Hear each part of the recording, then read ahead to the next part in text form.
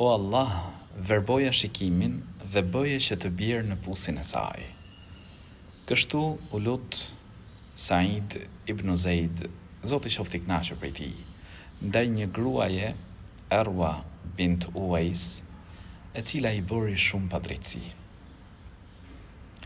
Në kohën e Marwan ibn al-Hakam, i cili ishte guvernator në atë kohë në Medine, një grua, Arwa bint Uwais, shpifi ndaj Said ibn Zeid.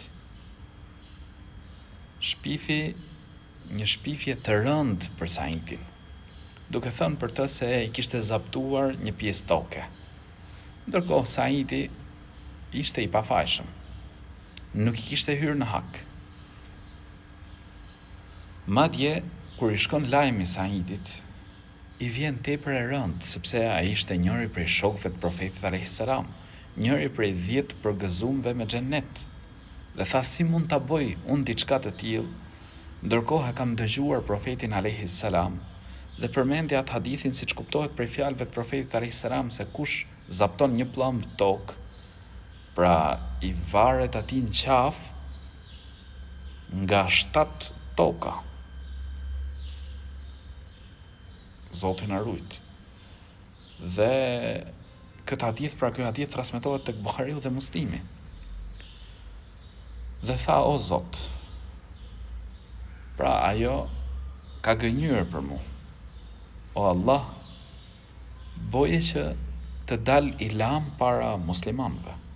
Kishte po padrejtësi. O Zot, tha, nëse ajo ka gënjur, verboja syt dhe bëje të bjerë në të pusin, pra që ajo akuzon, pra se ose jemi grind për ta. Dhe subhanallah, nuk zgjati një muaj, vetëm se kësaj gruas i iku shikimi dhe ra në atë pus. Përmend Ibn Umeri, Zoti qoftë i kënaqur prej tij, se kishte raste medinasit kur e mallkonin ti kë thoshin u verbofsh siç u verbua Arwa. Allahu na rujt. Normal. Kjo ngjarje që i ndodhi këtij sahabiu me këtë grua, pra të padrejtë që kishte shpif ndaj tij, është mësim për çdo njeri, për gjithë ne. Nëse ndodh që ke bë padrejtësi dikujt, me reflektu, sepse kuptohet për një hadith të profetit alayhis salam se lutja e personit që është bërë padrejtësi nuk ka midis tij dhe të Madhit Zot perde. Pra i pranohet lutja atij që është bërë padrejtësi. Prandaj vllai im, motra ime, nëse ke bërë padrejtësi, reflekto. Ktheja hakun atij që ja ke marrë.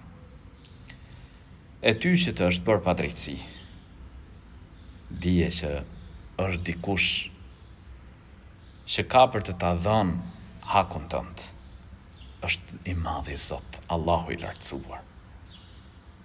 Kur mos e humb shpresën tek Zoti i gjatësisë.